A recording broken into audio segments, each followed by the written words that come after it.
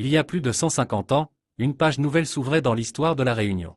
Une page écrite dans la douleur, mais aussi dans la foi, la résilience et la mémoire des ancêtres.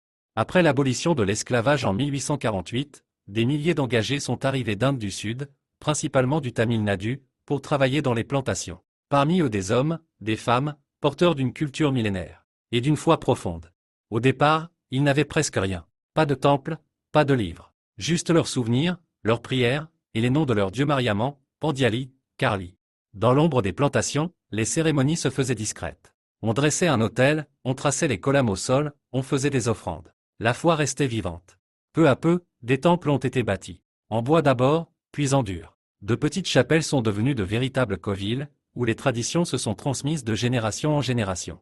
La religion malbar n'est pas seulement un culte. C'est un lien. Un pont entre hier et aujourd'hui. Un acte de résistance culturelle.